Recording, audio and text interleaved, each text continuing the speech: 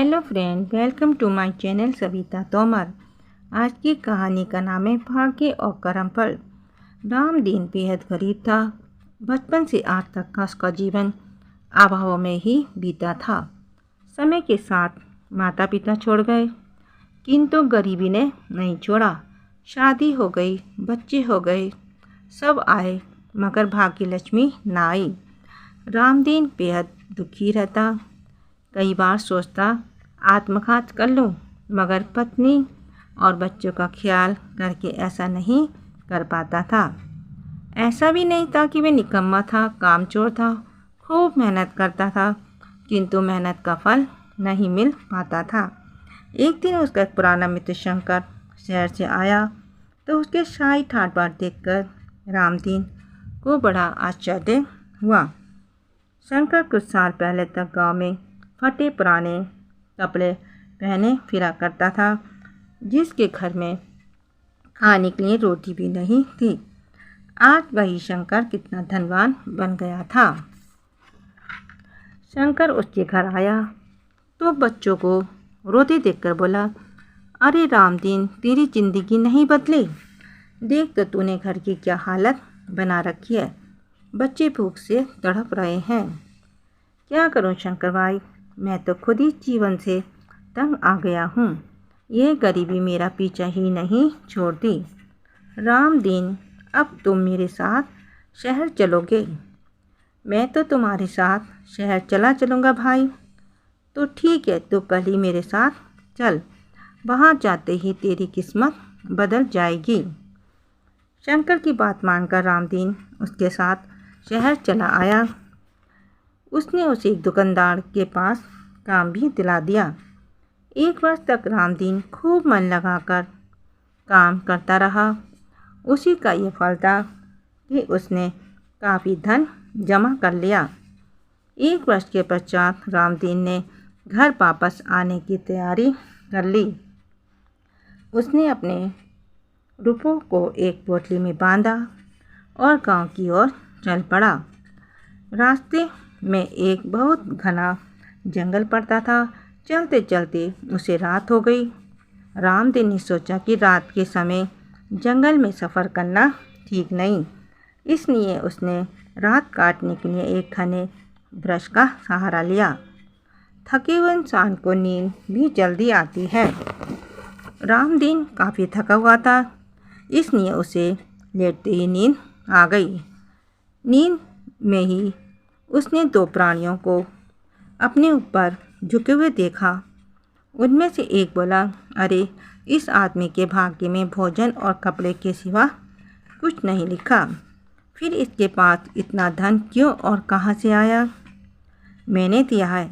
दूसरा बोला, यह आदमी बहुत ही ईमानदार और परिश्रमी है।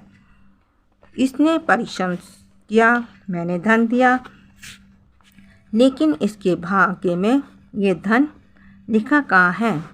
कहकर वे हंसा। फिर दोनों चले गए। सुबह उठकर रामदीन ने अपने धन की थैली टटोला तो वे गायब थी। वे बेचारा अपना सिर पीट कर रह गया। साल भर की कमाई कोई लेकर चलता बना था। अब वे अपने घर कैसे जाएगा? अपने बीवी बच्चों को क्या मुंह दिखाएगा?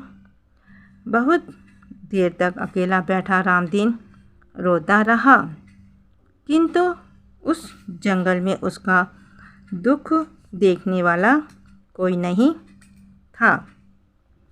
आखिरकार उसने एक बार फिर से शहर जाने का फैसला कर लिया। शहर जाकर वे फिर से मेहनत मजदूरी करने लगा। 1 साल फिर बीत गया। उसने अपनी कमाई का धन फिर से एक थैली में डाला और गांव के लिए चल पड़ा। पहले की भांति ही उसने उस जंगल के घने पेड़ के नीचे रात काटने का निर्णय लिया और हरी हरी घास पर बड़े आनंद से सो गया। इस बार भी नींद में उसे पहले की भांति ही 2 प्राणी नजर आए।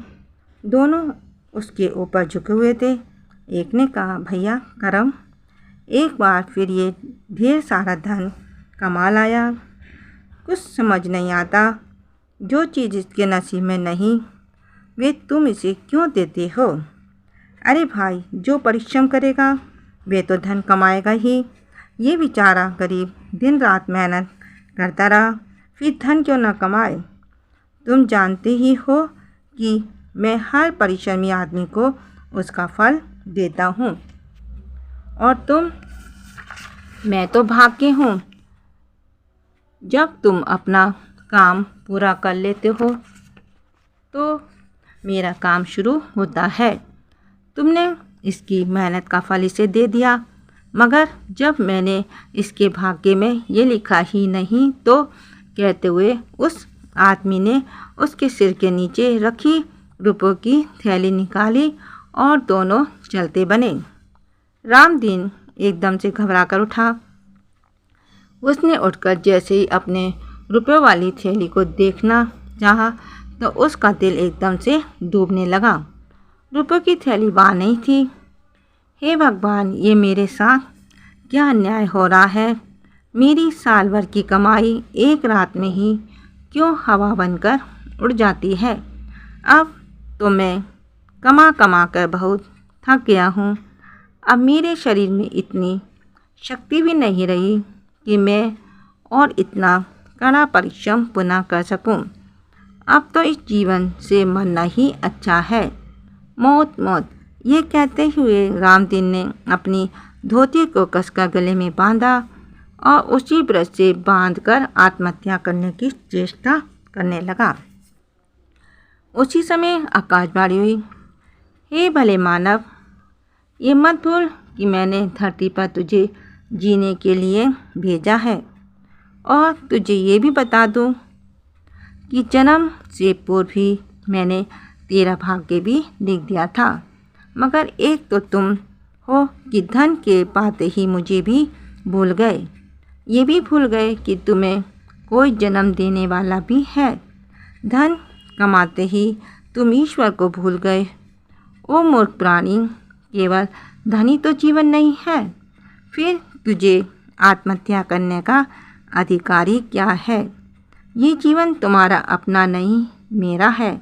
मैं ही जीवन देता हूँ, मैं ही लेता हूँ।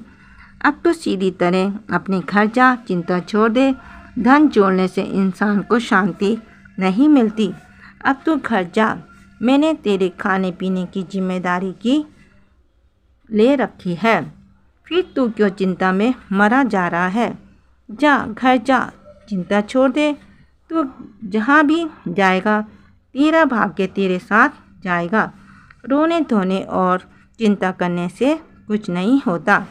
इस आकाशवाणी को सुनकर रामदीन वापस अपने घर की ओर चल पड़ा। घर जाकर उसने देखा कि उसके बच्चे और पत्नी तो बड़े मौज में हैं। घर में खूब रौनक है। सबने नए वस्त्र पहन रखे थे। रामदीन को देखते ही सब खुशी से झूम उठे। उसने पत्नी से पूछा, भाग्यवान, ये सब क्या है। यदि तुम मेरे आने पर इसलिए खुश हो रहे हो कि मैं शहर से तुम्हारे लिए बहुत सा धन कमा के लाया हूँ, तो तुम भूल जाओ, क्योंकि मेरा तो सारा धन चोर ले गए। ये सब सुनकर उसकी पत्नी और बच्चे मुस्कुराने लगे। मगर तुम्हारे पास इतना धन कहाँ से आया। एक साधु बाबा 2 थैलियाँ दे गए थे, रुपयों से भरी थैलियाँ। वारे नसीब में कितना बदनसीब था। और ये बच्चे। प्लीज़ मेरी कहानी को लाइक कीजिए, शेयर कीजिए, सब्सक्राइब कीजिए, कमेंट कीजिए। Thank you.